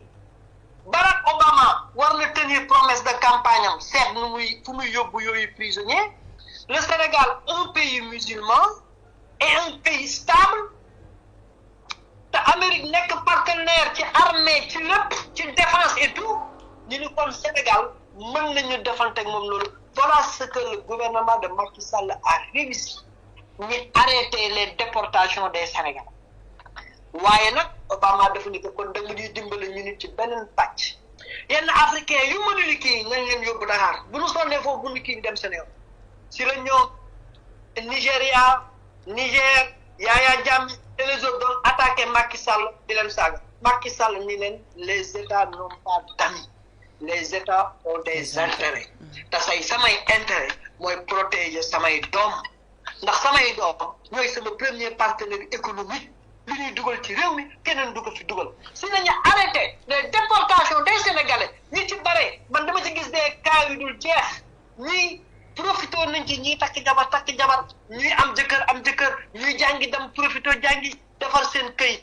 ñeneen ñi profité daal di dem Canada tey jii ni ngi vivre ak seen famille Canada parce que temps boobu la nguuru Macky Sall négocié maintenant kii bu muy dem comme préparé wul xamul lan lay teg mais heureusement xëy na léegi dana mën a woo waa ji ni que sëñ bi dimbale ma bokk ci immigré yi ki nangam parce que gis nga conférence boobu nga posté léegi gis nga kooku bés bu amoon bés bu ndaw si dofoon ni dana ko def dootu ko dooleeti ci kaw suuf ndax Nicaragua yi ko doon pare pour fekk ko foofu xamul sax lu mu toll. moo tax fomm na négociation boobu te Macky Sall def. moo tax sénégalais yu bari tey stable fii ci réew mi. léegi nag yow boo demee nag nga ni yow da ngay accepter loolu et je vous dis di ngeen dégg avion yi commencé nañu ñëw. parce que en réalité accepter nañ ko. et c'est ça la vérité. ci président yi amul kenn ku ko ci dénoncé. kon yow bi ngay ñëw mënoon nga waxtaan ak sa askan parce que gis nga les affaires de l'immigration gis nga ku ko vivre rek moo koy xam. C'est pas le bureaucrate bu toog fële alors qu'il y a des gens qui ont vécu l'immigration pendant 30 ans pendant 20 ans voire 35 ans ñooñu nga bëgg leen xam immigration mënul nekk. doo xam Samba bëgg na xam Samba boppam Samba doo ko xam bopp bëgg nga xam boppam mënul nekk donc contrepartie bi nga xam ni moo war a am pour que tey jii avion yi du ñu dellu. loolu moom mooy problème bi loolu moom moo amul. moo la sa ndaw si ak musóoram bu xonq bii lu tax mu annulé rencontre bi xam na bu baax a baax doful. donc keroog kon di ngeen dégg suñu foofu mu koy defee ci consulat bi toj na. Parce que les gens sont stressés, les gens sont énervés parce qu'on a face de nous un président qui est déterminé pour régler le compte à ces immigrés, surtout nous qui sommes signés illégalement. Malheureusement, Surundi n'était pas préparé pour mën a seet ban lan lay proposer leneen xëy na proposer na ay financement xëy na proposer na comme ni ñu ko gisee terrain golf mais terrain golf tu crois que c'est mon oncle là qui travaille à Pastéval-là moom mooy dem jouer di golf je crois que le père de famille là qui a Guédiawaye là-bas là di seet nu muy seet régler le problème là-bas moom mooy dem jouer ci golf je pense que terrain golf boobu est-ce que du Dangote nañ ko gën a ubbil pour que mu ñëw chef et non l'oncle de Baba Aïdara qui est chauffeur à Pastéval-là il faut qu'on soit sérieux dans ce pays-là. D'accord doyen en tant que journaliste d'investigation nga nekk États-Unis dama bëgg rebondir tout rek ci voyage yu Diomaye foofu ci États-Unis def nga benn comparaison léegi avec Obama et Macky Sall par rapport ak diplomatie bi nga xamante ni Macky Sall joué na ko tey ba contraindre leen doomu Sénégalais yi mën a rester foofu alors que tey lii nga xamante ni suñu président def na ko muy Diomaye si la souligné nga ay manquements. Parce que déjà notre président n'était pas préparé pour répondre à l'invitation. Secondo, ministre des Affaires étrangères Yacine Fall bëggoon amal benn rencontre avec les Sénégalais jëmale ko ci li nga xamante ni catastrophe la naroon indi Sénégal est-ce que tey ñu yor Sénégal jëmale ci wàllu diplomatie am na fu ñu mën a téye observateurs yu bëri aussi jàpp ni que l'invitation de Trump n'a été qu'une humiliation pour les chefs d'État africains. Parce que vu que nu mu leen traité seen présentation ñëw ci biir est-ce que tey du lu Olof Ndiaye di wax wuulee nu mu la gis noonu la lay ëwalee parce qu'on a vu beaucoup de présidents yoo xamante ni dañuy ñëw ci kanamu Trump di jooy di naan suñu pays dafa pauvre comme le président de la Mauritanie on a vu notre président son excellence Bassirou Diomaye Faye qui demande à Trump de venir investir un terrain de golf parce que fa dañ ko nekk liggéey la boo xamante ni dafa soxla concentration ak détermination mais na loolu lañ ko wax tey par rapport à tout ça et ses engagements ak li nga xamante ni tey jii Soudan dot na ko signé tey naka nga jàngatee tey seen erreur yi nga xamante ni def nañ ko est-ce que c'était pas juste parce que dem naa toog ak Donald Trump kese moo leen fa yóbboon. waaw mooy li ma doon développé noonu presque Tange. waaw mooy c'est-à-dire que mooy manque de préparation bi. waaw c'est pas parce que Donald Trump yow invitation Donald Trump ak bi ñuy dem. waaw tu crois que une invitation sérieuse ngay invité juróomi président. tu crois que ça se fait en une semaine. non. bu fekkee ni rek dañu war a débattre des choses très sérieuses yaakaar nga ni rek dinañ ko préparer en une semaine. non. kooku lu ñuy liggéey la au moins ay weer parce que c'est pas du ay ministre de la république ñooy dem mais njiitu réew mooy déplacé wu juróom ñooy dem tasante ki nga xam ne dafa nekk ci benn contexte dañ nekk ci benn contexte géopolitique bu doy waar les bombardements entre l'Israël et l'Iran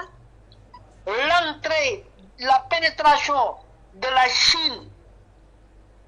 en Afrique, la guerre Ukraine-Russie, le réveil des pays du BRICS, la Turquie qui s'implante davantage en Afrique et plus précisément dans ces 5 pays dont les présidents sont invités, le président bu toog jeu golf fële ba si yàgg rek en une semaine et puis ça se règle dans une semaine le président il y a 5 présidents yu war a ñëw tas non foofu le manque de considération bi njëkk a commencé Tange suñu président moo ñàkk conseiller gis nga keroog bu ma nekkoon man njiitum réewum Sénégal Donald Trump njëkk def invitation ni pour que ma mën a ñëw je dis que les États-Unis dañ ko mës a considérer comme allié et vraiment regretter wuñu mukk suñu ànd ak les États-Unis mais pour Trump me convier à la Maison Blanche il doit d'abord retirer sa déclaration qui nous traite de shithole. kaddu googu daf ko war a retirer ba pare gis nga loolu bu ko waxee ni que nag avec tout le respect nag bu na am États-Unis alliés tey jii di njëkk def sa déclaration boobu nga wax Afrique ay potu kama la loolu retirer ko pour que au moins ni mën a ñëw Amérique te kenn du ñu yàpp ndax suñu population dinañ ñu xoolee ki ñu saaga ñu ñun suñu dëkk yi ay potu sàmbur la Afrique adduna bi yépp dégg ne yow yaa nu waxoon ñun ay potu sàmbar nañu mais tey ji delloonu notre dignité pour que moi un président qui est né après les indépendances un pays démocrate man ni fal ma ci condition yi ma falee je regrette du mu ñàkk bañ a liggéey ak Amérique waaye nag lii ab gàcce la bi nga xam ne daf nu topp ndax bi nga waxee ñun bi ñu nekkee ci opposition bi dañu wax président yi te fi nekk ñoo ñàkk fayda donc c'était ça la première réponse du Sénégal avant d'arriver à Washington mais malheureusement c'est-à-dire que ni xamul daal lañu xamul wala laajtewuñu woykat bi ne da ngay wax nag bu xamul daal bu xamul dafa xamul rek loolu boo ko defee di nga gën a renforcer la visite de ton premier ministre en Chine et du coup da ngay am d'autres partenaires qui viennent parce que tu es en train de faire une pression sur la première puissance mondiale bi nga xam ni soxla na la tey ji ak adduna bi nu mu yëngoo yow mi nga xam ne da nga nekk ci Atlantique bi nu mu la soxlaa ba pare dina ko dellu si waat à la raison mais pourquoi Trump mën a dindi la NCA mën a dindi l'AGOA mën a dindi l'USAID après nous avoir qualifié de potu Sambour mais amala doomu boobu njëriñ yow li nga daan teg yëpp sama kaw pour ma mën ka nangu mooy au moins maa ngi defar ay tali yu baax sa xaalis moo ko defar man au moins maa ngi defar courant bu doy sa xaalis moom moo ko defar man au moins sama njaay mu ngi dox mu ngi ñëw te fayul taxe AGOA sama diggante yow moom moo ko defar waaye yooyu yëpp nga xam ne maa ngi ko doon am arrêté nga ko gannaaw ñeenteel te gannaaw newoon nga man sama dëkk ab force la mais tey jii boo ma woowee c'est parce que les données ont changé c'est parce que le dollar a besoin des autres pays d'autant plus que le débat maintenant dans ce monde-là est-ce que débat bi est-ce que tey dollar bi moo war a nekk la monnaie d'échange ndax les pays du BRICS tey jii taxaw nañu avec une autre puissance surtout maintenant que la position de l'Iran mu ngi gën a manifesté wu et li gën a am mooy tey jii le blocus américain contre l'Iran tey jii ak situation bi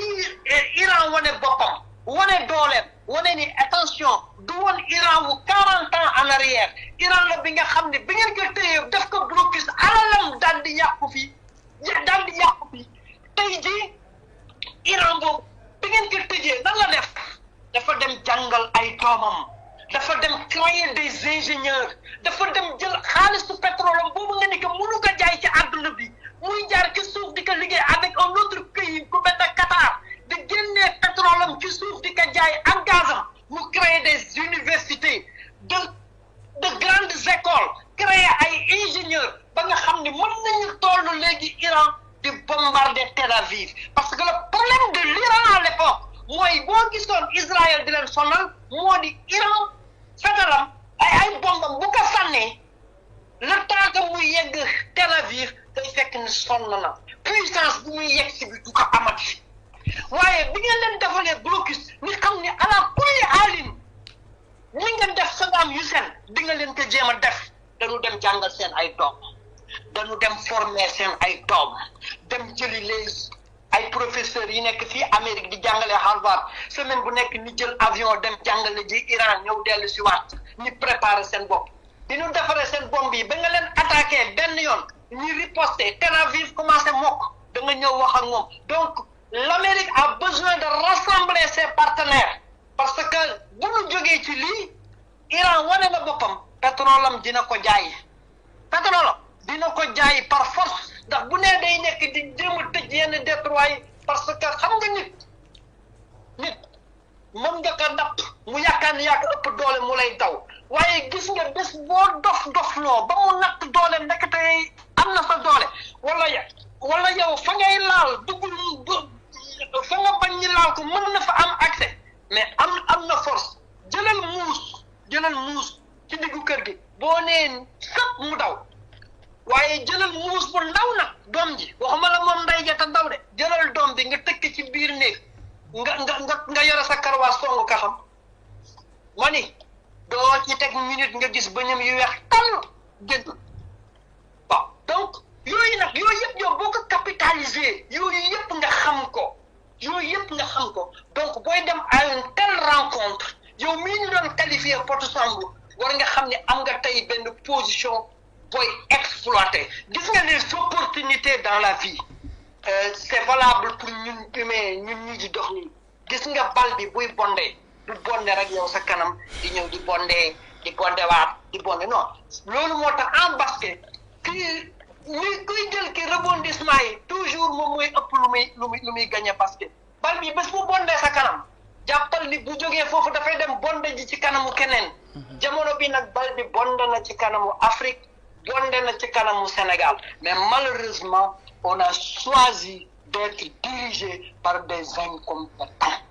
Juste une dernière question rek par rapport fi mu rebondir dafa lu am solo tey lan moo war a doon posture Sénégal pour son avenir jëmale ko ci ñaari partenariat ci deux puissances yi nga xamante ni benn bi mooy le voyage du président aux États-Unis beneen bi mooy le voyage du premier ministre en Chine tey comme ni nga ko waxee léegi États-Unis xam nañu seen dollar bi daanu na BRICS bi yeneen réew ñu ngi koy jël tey li nga xamante ni mooy Chine mi ngi nekk ci benn potentiel pour récupérer ay pays yoo xamante ni yu mel ni ay Taïwan tey Sénégal ban posture la ci mën a taxawaay pour suba mu doon gagnant par rapport à ces deux voyages. gis nga posture bi gouvernement Sall am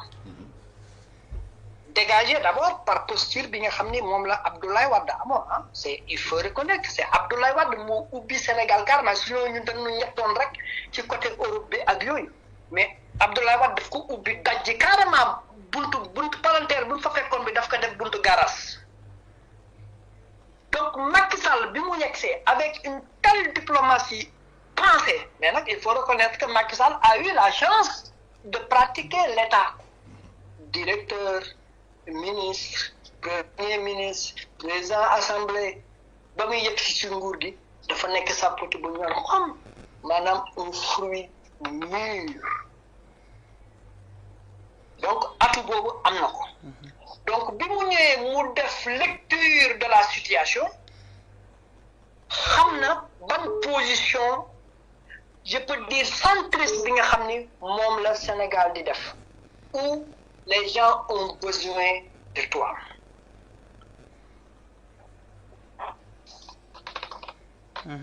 gis nga Macky Sall bu ñu indee xeexu Israël Palestine dafa naan nañu def le système des deux États comme l'a recommandé les Nations Unies donc dafay nekk en position bi nga xam ni moom mooy kuy atte xeex bi ñu indee le cas de l'Ukraine ak Russie position boobu la jël moo tax keroog bi fi jaxasoo moom na ngi jël yabal yóbbu mu tasanteeg ñaari président yooyu Kadhafi bi mu demee ba gaa yi xam ne taxaw ni France ak Hillary Rodham Clinton fas yéene nañ ko pour daaneel ko Sénégal daw Abdoulaye Wade nañu dem indi la rencontre d'Istanbul ni kenn rek na ngi yaakaar ne kooku un pays musulman un pays stable un ami de la Libye ñooñu ñoo mën a waxtaan ak moom mu dem sinon deret dana tuur si na ñu wax ñaan Abdoulaye Wade mu dem wax Kadhafi na dem sinon bu demul deret dana tuur ndax France ak Amérique taxaw nañu pour mu dem si la nit ñi doon non Abdoulaye Wade dafa trahir Kadhafi c'est parce qu'ils n'ont rien compris Abdoulaye Wade en fait était parti pour sauver Kadhafi mais Kadhafi xam nga rek li ko naar yi ay dictateur nañu résister na ba lii am mais mandarga Sénégal nañ doon utiliser pour mën a régler li ni mel donc position Sénégal dafa am nag nga am benn finesse diplomatique dafa am ñaari affaires yu am première mooy la Chine moom dafay indi alalam mais la Chine daf lay dugal ci benn bor bi nga xam ne après daf lay contrôler suba da ngay mel na état bi nga xam ne yow da nga ko lebal sa bopp moi je faisais partie d'une délégation de journalistes américains avec des journalistes d'investigation canadiens on était au nombre de 30 pour faire benn liggéey qui nous a pris presque 18 mois sur les activités des Chinois au Canada. Qu'est-ce qui s'est passé après? Il s'est trouvé que le gouvernement chinois moo doon jox ses citoyens yi nekk Canada ñuy jënd ay suuf rek di dem ñuy jënd ay suuf ba dominer l'agriculture au Canada tey jii gouvernement Canada dafa nanguwaat yëpp te dégguloo fenn coow donc Chine noonu lay def Chine day indi ay citoyens jox ko les gros moyens ñu occuper l'économie de ce pays et ce pays là di dépendre ak ci moom li ci graaw mooy Chine ci loolu yoonam newul ci àq ak yelleefu doomu aadama yoonam newu ci tey booy def dictature yoonam newu ci booy xëy di rey yoonam newu ci c'est ça la différence entre moom et les États-Unis les États-Unis bu ñu lay jox dara dafa am ci ay critères yuñ koy teg dan nan la mën nga qualifier le MCC mooy le Millennium Challenge Accord Sénégal ngeen koy woowee MCA parce que la mère c'est MCC c'est le Millennium Challenge Compact bi moom bu demee ki dëkk mooy nekk MCA Millennium Challenge Accord mooy compte yow bu nga ubbil yow Sénégal waaye dafa nan la dafa am nag ay critères il faut que sa démocratie toll fii ak yelleefu doomu aadama yi nekk fii loolu tant que loolu mu ngi jaar yoon alal baa ngi nii donc ñoom dañuy teg ay garde-fou donc loolu nañuy utiliser comme arme bu ñu gisee ni yaa ngi bëgg tëj nit pour que ci lu yoon nga ni man kat lii bu ma ko defee dof yi dinañu arrêté seen Millennium Challenge Accord man kat lii bu ma ko defee kat lii dinañu arrêté nin may aider sur les recherches ci garab ci financement ci nangam alors que la Chine moom yoonam newul ci loolu donc tu as vu da nga am benn couteau à double tranchant léegi la société sénégalaise le peuple sénégalais a besoin de cette relation américaine bi nga xam ni au moins dina teg ay garde-fou ba kii kat du ma njëkk maintenant le gouvernement moo amee un dictateur un con qui est là donc kooku bu demee di leb ak Chine il enferme son pays qui est là comme prisonnier et du coup le peuple di souffrir ni koy rey suba ak ngoon yoonam new ci donc maintenant c'est la part des choses léegi il faut nga ni teg balance bi xool tey jii cette société sénégalaise ban relation moom moo ko arrangé mais le gouvernement en tant que tel dafa war a am réflexe bi nga xam ni du ci rejeter kenn nag mais mu dem avec des mesures et des idées claires sur ces relations d'autant plus que ni yow da nga féete ci géej gi ci Atlantique bi ces pays ont besoin de toi comme je l'ai toujours dit les États n'ont pas d'amis ils ont des intérêts. Merci beaucoup. Thank you, Dia. We are so proud before you was an investigative journalist in America. Il faut ma jàngi anglais. For our set in our plateau for with relevance of your answer. We are so happy. Thank you so much. We are so proud to you. ma ne il faut ma jàngi anglais de doyen. Tans def na ma ko de. li yëpp ak Mohamed Sarr dugal ma école ma jàng anglais nga ne doo ko def mais merci beaucoup quand même doyen merci ñu ngi lay jaajëfal bu baax a baax di am mbégte bu baax a baax saa su nekk di la accueillir ci suñu ay plateau ak itam nit ñu koy yombalalee mbégte rek lañ ci yàndal saa su ne ma bàyyi la nga tàggoo rek.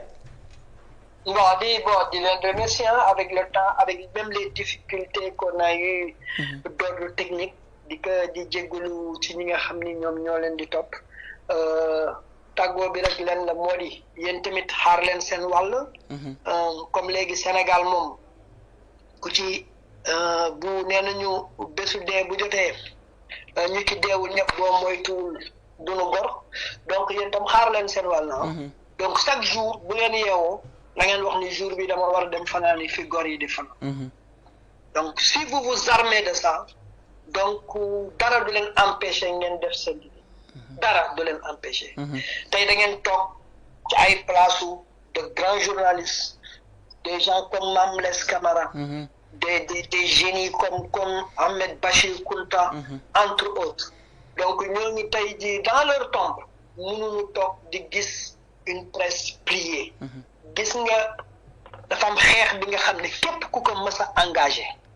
da ngay perdre xeex boobu mooy xeex ak presse gis nga taskatu xibaar bi làmmiñam rek la woddoo bés boo nekk da nga bëgg mu nekk muuma nga ni da ngay dagg làmmiñ da nga koy rey rek. kon cette presse là tôt ou tard moom mooy gagner ce combat là du yomb nag